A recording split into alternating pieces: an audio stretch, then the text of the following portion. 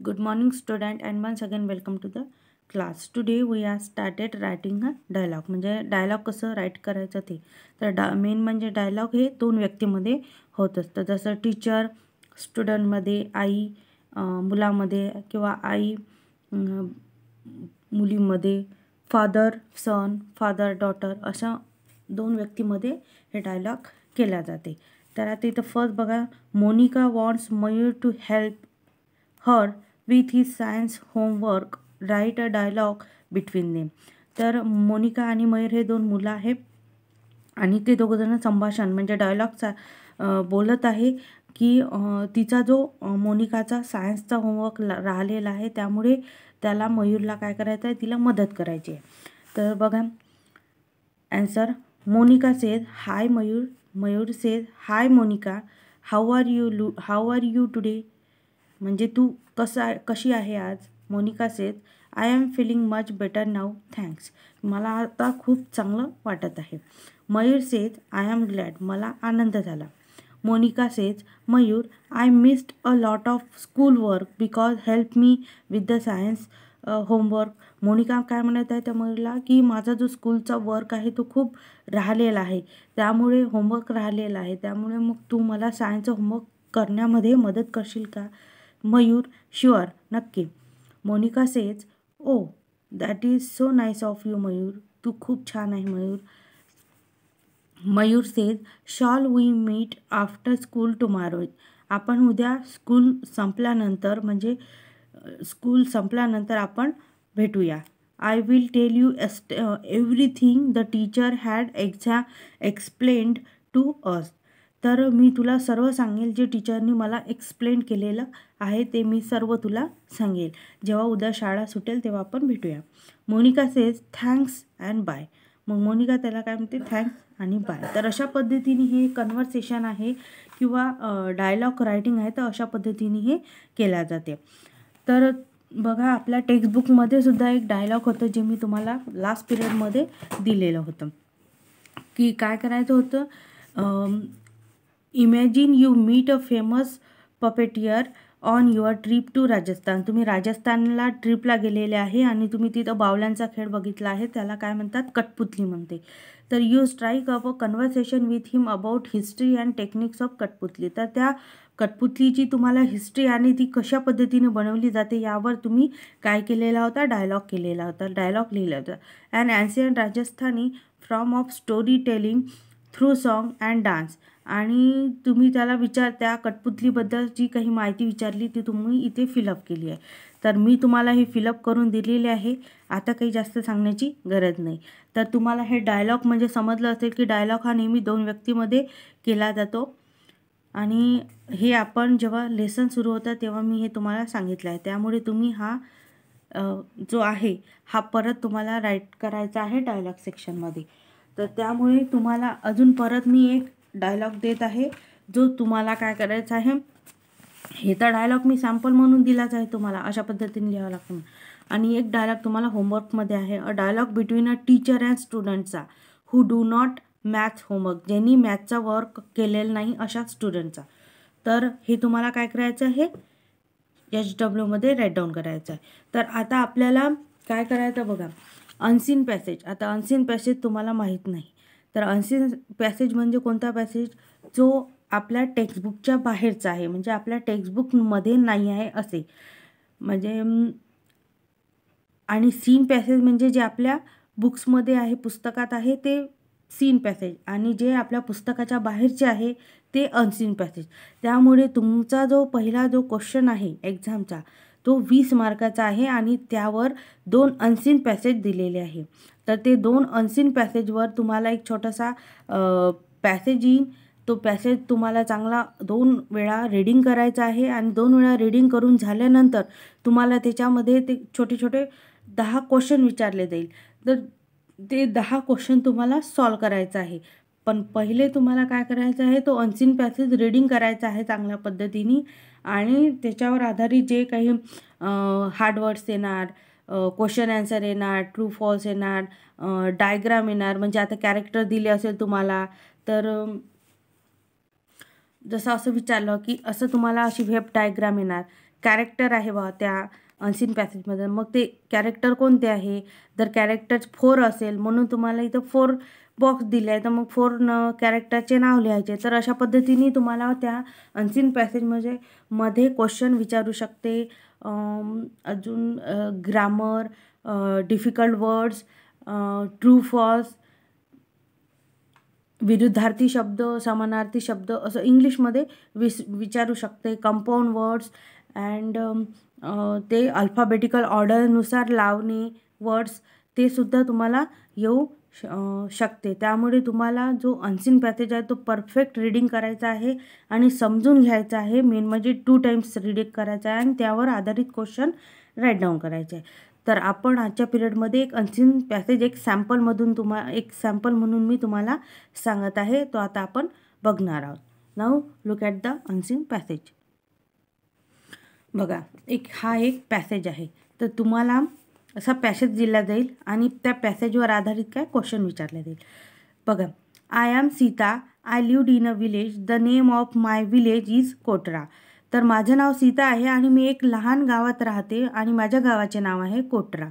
It has a river, field and mango tree. तिथे खूप reverse आहे, फील्ड आहे आणि मँगो ट्रीसुद्धा आहे. There are many birds and animal in village. आणि खूप सारे असे काय आहे, बर्ड्स आहे आणि ॲनिमल्ससुद्धा आहे. We swim in the river and pluck mangoes from the trees. आम्ही त्या नदीमध्ये पोहतो आणि मँगोच्या झाडाचे आम्ही मँगो तोडतो. My father is a farmer. माझे बाबा काय आहे, फार्मर आहे. He works in field. ते शेतामध्ये काम करतात. My mother works in the house and in the field. माझी आई घरामध्ये पण काम करते आणि शेतामध्ये सुद्धा काम करते. She also cooks for us and looks after the cows. ती काय करते, ती जेवणसुद्धा तयार करते आणि जे आमच्याकडे गाय आहे त्या गाईचं सुद्धा ती पूर्ण बघते. नंतर नेक्स्ट आहे, आय एम राजेश. मी राजेश आहे and I live in a town called Dholpur. काय, मी राजेश आहे आणि मी एका टाउनमध्ये म्हणजे शहरामध्ये राहतो ज्याचं नाव आहे Dholpur. My town has hospital, school and mini market. माझ्या टाउनमध्ये हॉस्पिटल आहे, स्कूल आहे आणि मिनी मार्केटसुद्धा आहे. There are big roads and lot of cars but very few park. म्हणजे तिथे पार्क करायला खूप मोठे मोठे असे रोड आहे आणि तिथे लॉट्स ऑफ कारसुद्धा आहे, जेणेकरून त्या पार्किंग करण्यासाठी जागा आहे. I like to play with friends and visit the market. मला फ्रेंड्ससोबत खेळायला खूप आवडते आणि मार्केटमध्ये जायलासुद्धा आवडते. My father is a shopkeeper. माझे बाबा दुकानदार आहे. शॉपकीपर मीन्स दुकानदार. And he has a stationery shop in the main market. My mother is a school teacher. आणि माझे बाबा शॉपकीपर आहे आणि माझी आई जी आहे ती स्कूल टीचर आहे. तर अशा पद्धतीने तुम्हाला एक छोटासा पॅराग्राफ येईल जो 18 किंवा 19 लाईनचा असेल. तर आता हा आपण एक रीडिंग केलेला आहे पॅसेज. तर यावर आधारित काही क्वेश्चन विचारले जाते. तर ते क्वेश्चन कोणते आहे तर ते बघायचं. तर फर्स्ट जो क्वेश्चन आहे बघा, की आपण काय ऐकलं, एक मुलगी आहे जिचं नाव काय आहे, सीता आहे. तर मग where does Sita live. Sita कुठे राहते, सीता कुठे राहते, विलेज इन कोटरा. कुठे राहते, मग काय लिहायचं, Sita leave in a village called कोटरा. कोटरा गावात राहते ती. नेक्स्ट काय विचारलं, की दुसरा जो होता राजेश मुलगा नावाचा, तर where does Rajesh live. Rajesh कुठे राहतो, Rajesh live in a town आहे, इथेच आहे. झाले 2 क्वेश्चन. नंतर थर्ड आहे, व्हॉट इज सीताज फादर. म्हणजे सीताचे फादर काय आहे किंवा सीताचे फादर काय करतात. सीताचे father, Sita's father is farmer. झालं 3 क्वेश्चन. नंतर नेक्स्ट आहे, where does Sita's father work. Sita's father work. सीताचे जे बाबा आहे ते कुठे काम करते. सीताचे बाबा कुठे काम करते, ही वर्क्स इन द फील्ड. झाले, खूप इझी क्वेश्चन आहे, काही हार्ड क्वेश्चन नाही आहे. नंतर नेक्स्ट आहे, राजेश आहे. तर राजेश आहे, व्हेअर डज हां, व्हॉट इज राजेश मदर? राजेशची मदर कोण आहे? म्हणजे राजेशची मदर काय आहे? स्कूल टीचर आहे. असे खूप इझी क्वेश्चन तुम्हाला विचारल्या जाईल. म्हणजे 6 क्वेश्चन तर इथेच झालेले आहे. आणि what does Rajesh what is Rajesh father? राजेशचे फादर काय आहे? राजेशचे फादर काय? शॉपकीपर आहे. म्हणजे अशा पद्धतीने काय केले जाते, एक असे छोटे छोटे जे क्वेश्चन आहे ते तुम्हाला काय केले जाते, विचारले जाते. त्यावर आधारित मग हार्ड वर्ड्स वगैरे विचारले जाते. जसं असं कॅरेक्टर लिहायचं. नंतर मग तुम्हाला फिल इन द ब्लँक्स विचारले तर त्याच्यात फिल इन द ब्लँक्स तुम्ही लिहू शकता. We pluck blanks from the trees. म्हणजे त्या पॅसेजवर आधारित अशा पद्धतीने क्वेश्चन विचारले जाऊ शकते की we pluck mangoes from the trees. My mother works in blanks and in the field. माझी मदर कुठे काम करते आणि इथेही काम करते. म्हणजे हाऊस इन आणि फील्ड इन. नंतर अपोजिट वर्ड्स विचारले जाऊ शकते तुम्हाला. टाऊन. टाऊनच्या अपोजिट काय होते? विलेज. बिगच्या अपोजिट स्मॉल. अजून काही याच्यामधले जर काही वर्ड्स असेल तर अजून तेही विचारू शकते तुम्हाला. जेणेकरून मग हे अशा पद्धतीने खूप इझी पेपर तुम्हाला होईल. सिमिलर वर्ड्ससुद्धा विचारू शकते. म्हणजे समानार्थी शब्द. फ्यूला समानार्थी शब्द म्हणजे सिमिलर वर्ड्स कोणता आहे? मेनी. मग तुम्हाला एखादा तुमच्या मताशी म्हणजे तुम्हाला स्वतः तयार करणारा क्वेश्चन विचारला जाऊ शकते. जसं की what do you think is the different between a village and town. म्हणजे विलेज आणि टाऊनमध्ये कोणता फरक आहे तो सुद्धा तुम्हाला विचारला जाऊ शकते. जेणेकरून तो तुम्हाला स्वतः लिहायचा आहे.